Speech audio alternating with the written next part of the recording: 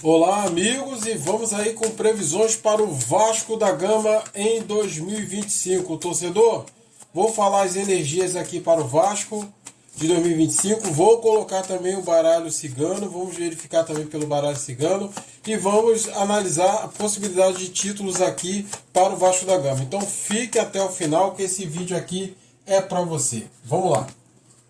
Vou tirar 5 cartas aqui dos arcanos maiores. Agora vou tirar 5 cartas dos arcanos menores. Torcedor, você que é novo aqui no canal, se inscreva, porque eu vou trazer muitas novidades aqui para você, torcedor. Então vamos lá. Já vou cortar e já vou colocar aqui as cartas em ordem para que você possa fazer a leitura, tá? Primeira carta, segunda carta, terceira carta, quarta carta e quinta carta. Vamos lá. Hoje aqui o espaço está um pouco reduzido, mas dá para a gente fazer aqui a leitura, tá? Já vou alinhar aqui para que você possa visualizar. Acho que aqui já está numa altura boa, né? Então vamos lá, gente. Vamos abrir aqui a primeira carta. Segunda carta. Terceira carta. Quarta carta. E quinta carta, tá? Vamos lá. Essa carta aqui, a carta central, é a carta que fala do momento atual do Vasco, tá? O despertar, o Vasco sabendo da necessidade que precisa fazer as mudanças. A carta Valete de Ouros é uma carta de foco, de transição, é uma carta que fala aí sobre a necessidade de mudança e o Vasco já consegue visualizar isso, tá? O que tem de positivo aqui é brilho, vejo brilho aqui para o time do Vasco, mas vejo muito brilho no poder da superação, tá? Entenda bem, torcedor, a carta do Sol é uma carta que você te dá clareza, te dá energia, vontade, mas eu vejo aqui como positivo do Vasco, o Vasco fazendo umas boas avaliações aí do que precisa mudar dentro do seu elenco, do que precisa mudar para poder superar as dificuldades durante 2025, tá? 2025 a gente vai ter muito encerramento de ciclo aqui para o Vasco, a carta da morte fala isso e fala para o Vasco poder de mobilização, tá? O Vasco precisa se mobilizar para 2025, tá? Porque o que se caminha para o Vasco é algumas adversidades para o Vasco. O Vasco em 2025 vai ter algumas adversidades, alguns problemas que vai ter que lidar em 2025, mas mostra aqui no fechamento da carta que vai ser um ano de muita oscilação, tá?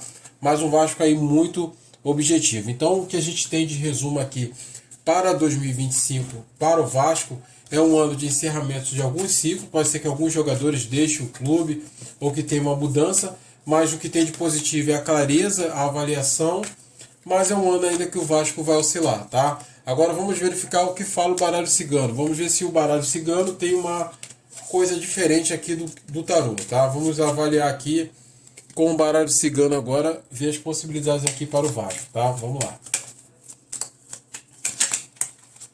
Vou tirar aqui 5 cartas aqui para o Vasco. Vamos lá. Primeira carta, segunda, terceira, quarta, quinta carta, tá? Vamos lá.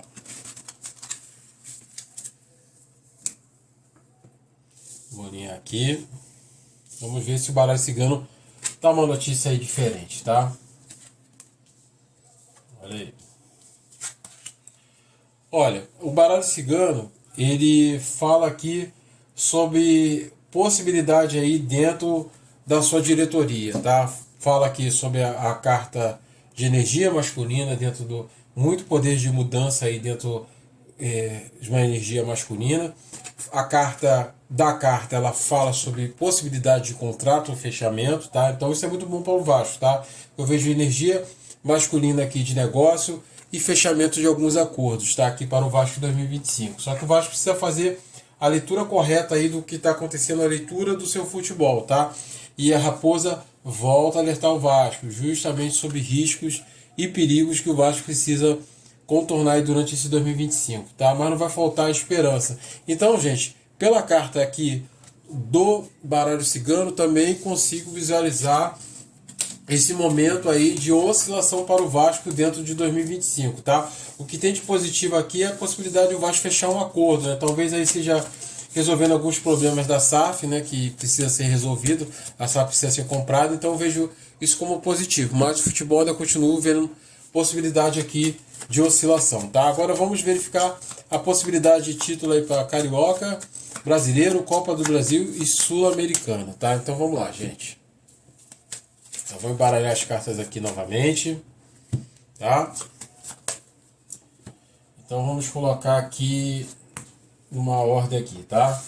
A carta aqui para o Carioca, a carta aqui para o Campeonato Brasileiro, a carta aqui para a Copa do Brasil e a carta aqui para a Sul-Americana, tá? Então vamos lá.